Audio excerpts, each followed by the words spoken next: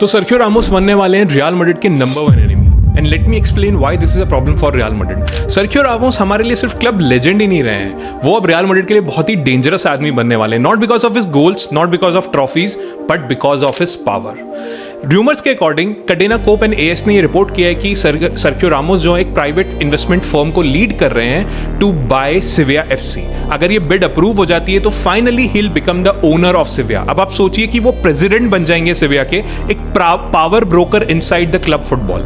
And यहीं से हमारे लिए प्रॉब्लम स्टार्ट होती है। सर्खियो रामोस ने रियल मैड्रिड में ऑलमोस्ट 16 साल बताए हैं भाई। एंड रामोस जो है क्लब को बहुत अच्छे से जानते हैं। वो जो क्लब है उसके एजेंट्स को जानते हैं, स्काउटिंग पैटर्न जानते हैं, वो जानते हैं कि फ्लोरेंटिनो पेरेस किस तरीके से मार्केट में एक्ट करते हैं। अब आप सोच के देखो, रामोस बीइंग अ सिविया प्रेसिडेंट, वो रियल मैड्रिड को आउटबिड कर सकते हैं किसी भी स्पेनिश टैलेंट को खरीदने में। वो रियल मैड्रिड के लिए जो नेगोशिएशंस है वो डिफिकल्ट कर सकते हैं। Definitely end of the day वो अपना फायदा यहां पे कहीं ना कहीं देखेंगे। वो की पार्टनरशिप्स पे प्रेशर अप्लाई कर सकते हैं because right now he is not Real Madrid Ramos, he is a president of सिविया।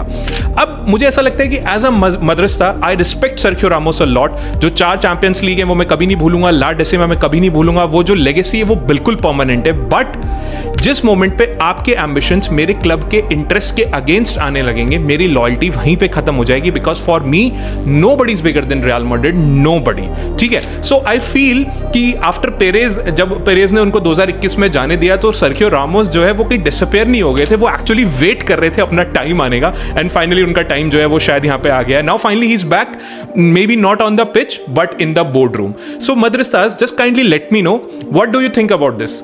Is Ramos a legend or a threat for Real Madrid?